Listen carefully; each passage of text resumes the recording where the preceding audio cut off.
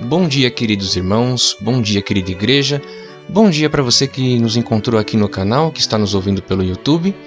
Seja muito bem-vindo ao Sexta Bereana, o podcast produzido pela Igreja Batista Bereana em São Mateus. E, como sempre, nós queremos trazer aqui uma reflexão, um estudo rápido de assuntos relacionados com a nossa vida com Cristo, para nós ouvirmos a caminho do trabalho, no metrô, no ônibus, no nosso horário de descanso, e meditarmos nesses assuntos, centrados sempre na Palavra de Deus. E hoje nós vamos falar sobre música, segunda sexta-feira do mês. Nós vamos falar um pouquinho sobre música, sobre louvor, sobre adoração.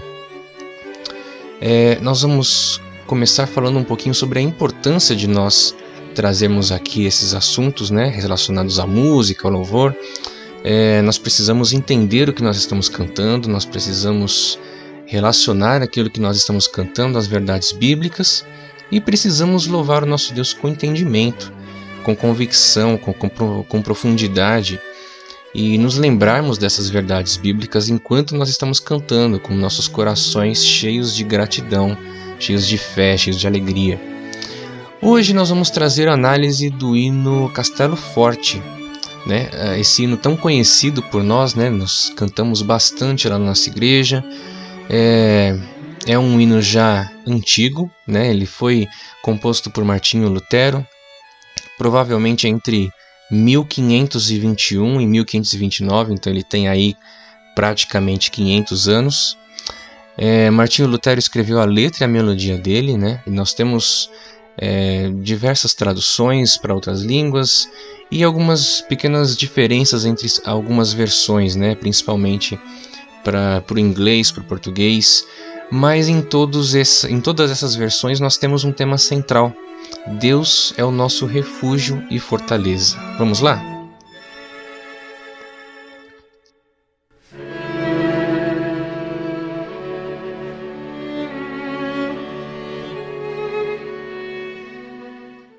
Bem, antes de nós falarmos um pouquinho da letra, nós precisamos falar um pouquinho sobre o contexto, a Reforma Protestante. Martinho Lutero estava defendendo sua fé, estava defendendo suas 95 teses, e era uma reforma drástica na Igreja Católica Romana.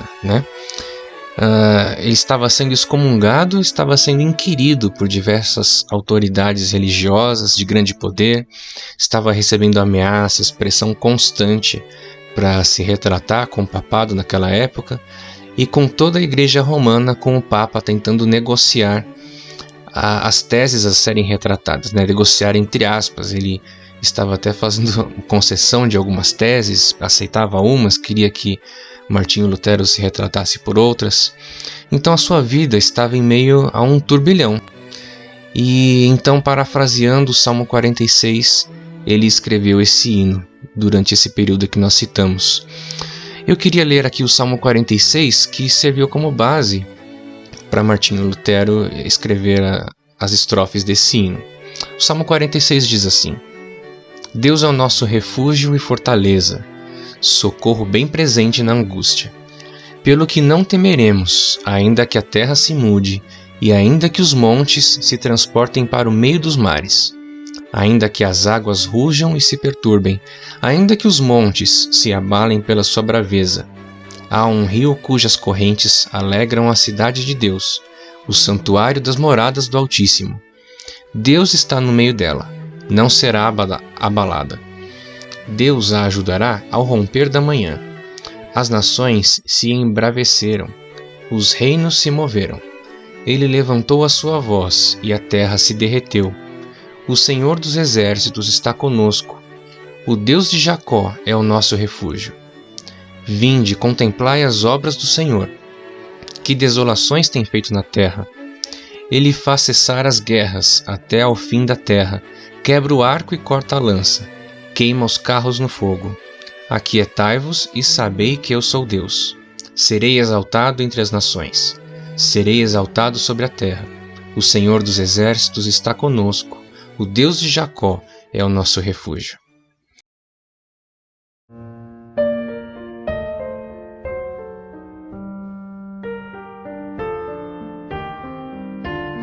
Então, Martinho Lutero começa o seu hino assim: Castelo forte é o nosso Deus, espada e bom escudo, com seu poder defende os seus, em todo transe agudo.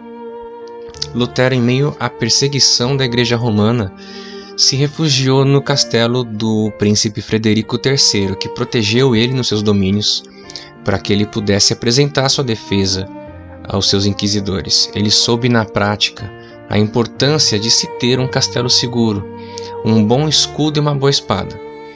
Em tempos medievais, onde os castelos representam toda a fortaleza e poderio de uma nação, a espada era um excelente instrumento de defesa e ataque, junto com o escudo. Nada mais excelente para ser usado como figura de linguagem, então. E a primeira estrofe continua: Com fúria pertinaz, persegue Satanás, com artimanhas tais e astúcias tão cruéis, que iguais não há na terra. A gente não precisa dizer o quanto o inimigo deve ter ficado furioso ao saber que a audácia de Martinho Lutero estava prestes a romper séculos e mais séculos de tradição, entre aspas, apostólica, que distorciam as escrituras em benefício do próprio homem e afastavam o homem de Deus, ao invés de aproximar ele de Deus. Nós podemos dizer que ele entrou na mira, por assim dizer, do inimigo, que, enfurecido, veio com todas as armas disponíveis para tentar dissipar aquele movimento reformador que estava começando ali. E ele continua na segunda estrofe: A nossa força nada faz, estamos sim perdidos, mas nosso Deus socorro traz, e somos protegidos. Defende-nos Jesus, o que venceu na cruz, Senhor dos altos céus, e sendo o próprio Deus, triunfa na batalha. Sim, pelas nossas próprias forças, nós não podemos nem sequer existir, quanto mais suportar a essas provações. Mas o nosso Deus traz socorro, e pelo sangue de Cristo agora nós podemos triunfar na batalha com Ele, porque ela já está ganha, afinal de contas.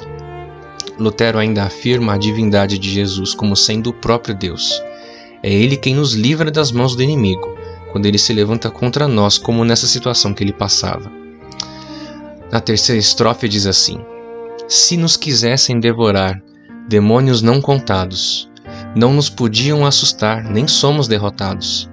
O grande acusador dos servos do Senhor já condenado está, vencido cairá por uma só palavra. Como está escrito em Romanos 8, a partir do versículo 31. Que diremos, pois, a estas coisas? Se Deus é por nós, quem será contra nós? Aquele que nem mesmo ao seu próprio filho poupou, antes o entregou por todos nós, como nos não dará também com ele todas as coisas? Quem intentará acusação contra os escolhidos de Deus? É Deus quem os justifica. Quem os condenará? Pois é Cristo quem morreu, ou antes, quem ressuscitou dentre os mortos, o qual está à direita de Deus e também intercede por nós. Quem nos separará do amor de Cristo? A tribulação ou a angústia, ou a perseguição, ou a fome, ou a nudez, ou o perigo, ou a espada? Como está escrito, por amor de ti somos entregues à morte todo dia.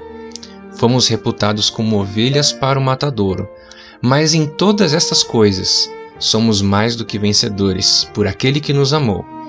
Porque estou certo de que nem a morte, nem a vida, nem os anjos, nem os principados, nem as potestades, nem o presente, nem o porvir, nem a altura, nem a profundidade, nem alguma outra criatura nos poderá separar do amor de Deus, que está em Cristo Jesus nosso Senhor. E Martinho Lutero termina o hino com essa estrofe: Sim, que a palavra ficará, sabemos com certeza, e nada nos assustará com Cristo por defesa. Se temos de perder os filhos, bens, mulher, e aí nós temos ainda uma outra versão que fala em família, bens e poder, embora a vida vá, por nós Jesus está e dar-nos-á seu reino. A Bíblia afirma que o céu e a terra passarão, mas as minhas palavras não hão de passar, como está escrito em Mateus 24:35. Esse conhecido versículo nos lembra que a confiança do crente está na firmeza e na fidelidade de Deus pela sua palavra. Ao contrário da gente que por natureza somos infiéis nos nossos contratos, Deus mantém os seus dizeres e jamais se arrepende ou muda de opinião. E Lutero, assim como Paulo, tinha essa certeza de que ainda que ele perdesse tudo, até mesmo a própria vida, estaria tudo bem, porque ao terminar a sua carreira neste mundo, ele estaria ao lado de Cristo. Afinal de contas, em Filipenses 1:21 está escrito: porque para mim o viver é Cristo e o morrer é lucro. Bem, irmãos, é uma análise rápida da letra desse hino, tão importante e significativo para a história da igreja. Eu espero que tenha sido proveitosa e que você, quando estiver cantando esse hino da próxima vez, possa cantar essas palavras, possa pensar e meditar nessas palavras, nessa declaração de fé, com a paz, a mansidão e a confiança de que ela fala, do nosso castelo forte e seguro que é o nosso Deus. Uma boa sexta-feira para você e que Deus nos abençoe.